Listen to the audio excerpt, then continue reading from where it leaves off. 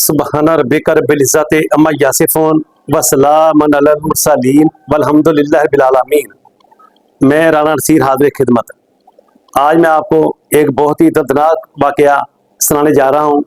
उम्मीद है आप मेरे साथ जुड़े रहेंगे और मैं अपनी जो फैमिली हैं, जो मेरी माएँ बहनें हैं, वो ज़रूर इस ये वाक़या है इसको ज़रूर सुने और इस पर अमल करें, क्योंकि ये बेटियों बहनों की बात है तो आप लोगों ने तवज्जो से सुनना है, उस पर अमल करना है।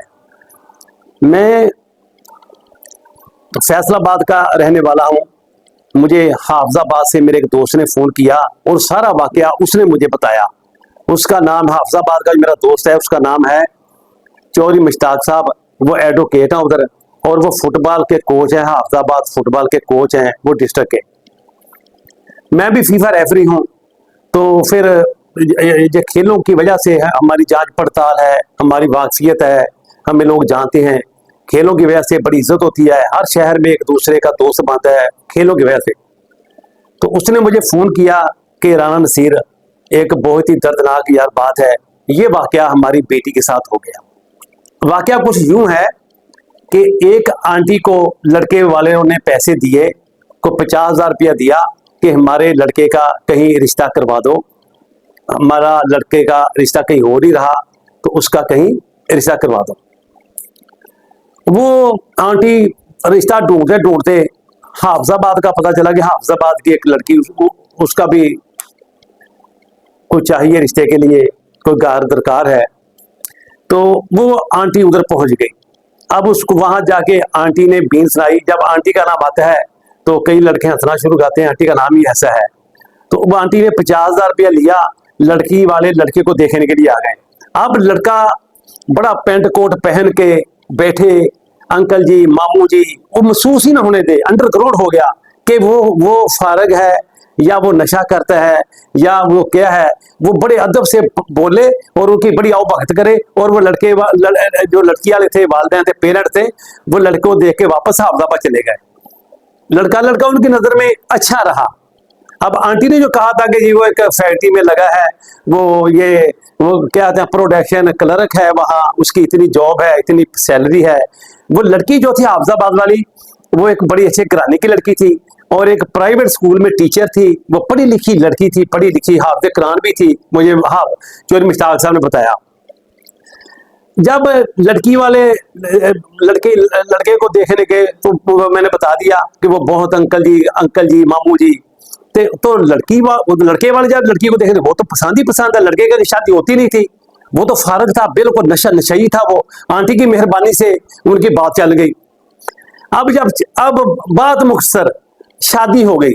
अब जब शादी हो गई तो लड़का 15 दिन के लिए रहने के लिए कहीं अपनी बहन के पास चला जाता, फिर अगले 15 दिन रहने के लिए कहीं और चला जाता। काम कोई नहीं था, नौकरी कोई नहीं थी, कोई प्रोडक्शन क्लर्क नहीं था, वो नशा करता था, वो झूठ बोलता था। आंटी ने ले लिया 50,000 और खानदान दो बर्बाद कर दिए। अब जब 3-4 महीने गुजरे, लड़की प्रेग्नेंट हो गई तो पता चला कि लड़के का कोई कारोबार नहीं है, वो नशा करता है, उसका किसी भी मिल में कहीं कोई राब्ता नहीं है, कोई उसकी नौकरी नहीं है, कोई प्रोडक्शन क्लर्क नहीं है, वो झूठ बोला।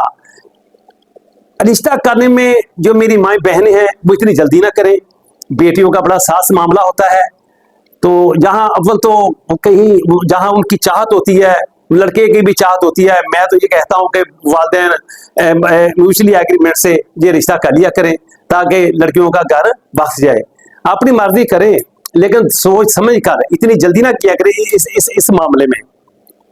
अब जब मुश्ताक साहब को पता चला, उसने मुझे फोन किया कि फैसलाबाद वारसपुरे का वो लड़का है और ऐसे हो गया है, हमने उसका ये तलाक लेनी है, हमने डिवोर्स करवानी है, तो प्लीज हमारी आप मदद करें। तो हमने उसका काम कर लिया।